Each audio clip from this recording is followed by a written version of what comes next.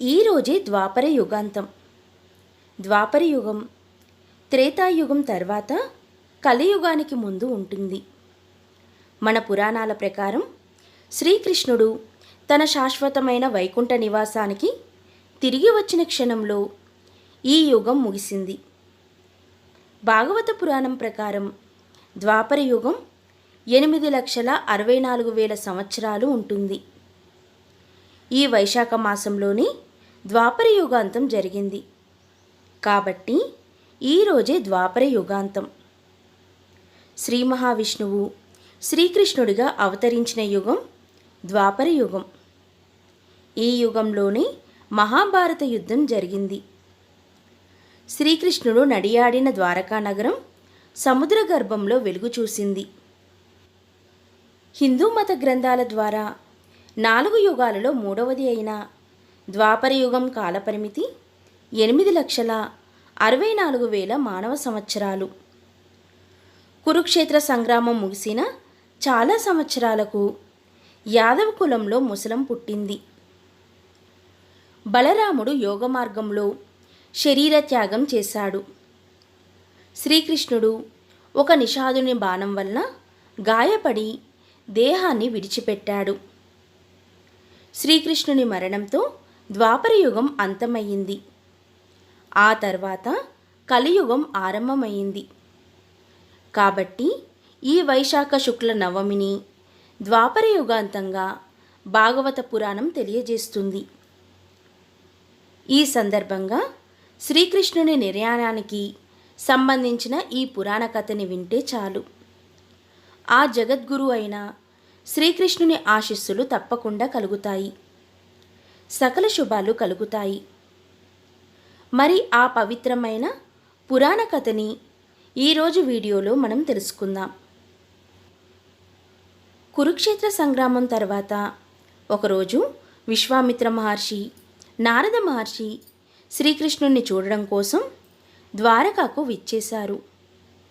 వీళ్ళు పురవీధుల్లో సంచరిస్తూ ఉండగా కొందరు ద్వాపర యువకులకు చిలిపి ఊహ తట్టింది.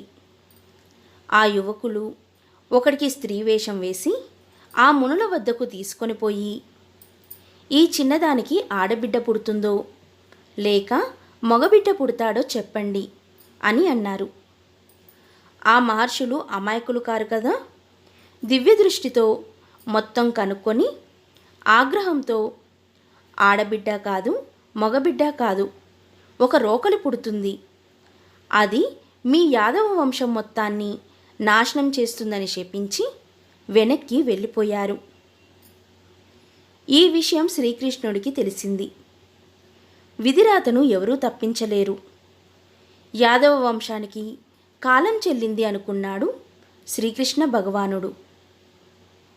మహర్షుల శాపం ఫలితంగా ఆ యువకుడికి ముసలం జన్మించింది. ఆ యువకులు దానిని శ్రీకృష్ణుని వద్దకు తీసుకుపోయారు. శ్రీకృష్ణుడికి అది యాదవ వంశాన్ని నాశనం చేసే ఆయుధంలా కనిపించింది. దానిని పిండి చేసి సముద్రంలో కలపమని ఆ యువకులకు చెప్పాడు. వారు దానిని పిండి చేసి సముద్రంలో కలిపారు. చివరగా ఒక ముక్కను అరగదీయలేక దానిని సముద్రంలోకి విసిరివేశారు. పిండి చేసిన ముసలం మనల్నిక ఎలా నాశనం చేస్తుంది అని అనుకొని సంతోషంగా ఇంటికి వెళ్ళిపోయారు. కానీ మునులవాకు వృధా పోదు కదా. మిగిలిన ఆ రోకలి ముక్క తీరానికి కొట్టుకు వచ్చి ఒకానొక చోట ఇసుకలో దిగబడింది. సముద్రంలో కలిసిన రోకలి పిండి బడవాగ్ని వలె కాచుకొని ఉంది. శ్రీకృష్ణుడికి ఇవన్నీ తెలిసినా విధిరాతను తప్పించే శక్తి లేక అలాగే ఉండిపోయాడు.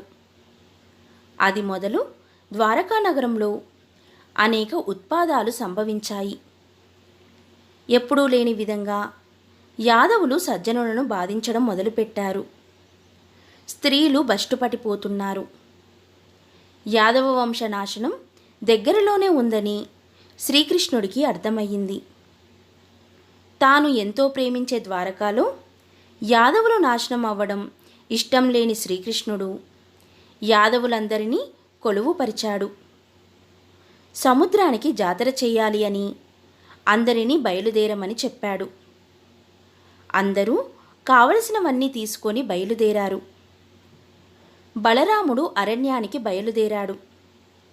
శ్రీకృష్ణుడు ఒక్కడే యాదవులతో పాటు వెళ్ళాడు.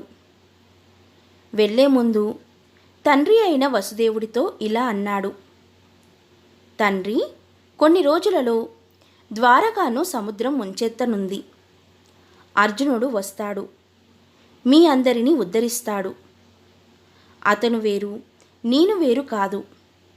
అందరూ అతని ఆజ్ఞను పాటించండి అని చెప్పి వెళ్ళిపోతాడు. సముద్ర తీరానికి వెళ్ళిన యాదవులు కడుపు నిండా భోజనం చేసి శ్రీకృష్ణుడి ఎదుటే మద్యం తాగి ఒకరినొకరు గొడవపడసాగారు. అన్నీ తెలిసినా శ్రీకృష్ణుడు ఏమీ చేయలేని వాడైపోయాడు. అంతలో ఒకడు ఆనాడు సముద్ర తీరంలో దిగబడిన రోకలి తుంగను తీసుకొని ఒకణ్ణి మోది చంపేశాడు. అది మొదలు అందరూ ఒకరినొకరు చంపుకున్నారు. మిగిలిన దారకుణ్ణి బబ్రుణ్ణి తీసుకొని శ్రీకృష్ణుడు బలరాముడి దగ్గరికి వెళ్ళాడు. అక్కడ బలరాముడు అరణ్యంలో ధ్యానంలో ఉన్నాడు. అప్పుడు శ్రీకృష్ణుడు అర్జునుణ్ణి ద్వారకకు తీసుకురమ్మని దారకుణ్ణి పంపాడు. బబ్రుణ్ణి ద్వారకాలోని స్త్రీలను మిగిలిన వాళ్ళను ప్రయాణానికి సిద్ధం చేయమని పంపించాడు. కానీ మార్గం మధ్యలో ఒక ఆటవికుడు అతన్ని అదే రోకలి తుంగతో సంహరించాడు. దారకుడు ఏడుస్తూ పాండవుల దగ్గరికి వెళ్ళాడు. అతన్ని ఆ పరిస్థితుల్లో చూసి పాండవులు చలించిపోయారు.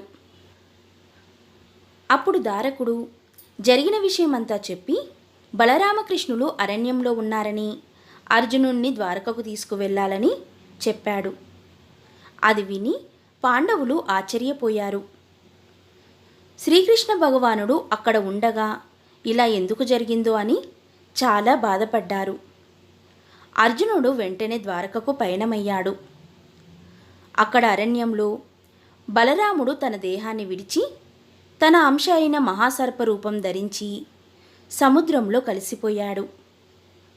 తన అన్నలేని లోకంలో ఉండడం వృధా అని తలచి తాను చెయ్యవలసిన పనులు కూడా ఏమీ లేవని గ్రహించి తన శరీరం వదలడానికి ఏమి కారణం దొరుకుతుందా అని వేచి చూడసాగాడు శ్రీకృష్ణ పరమాత్ముడు.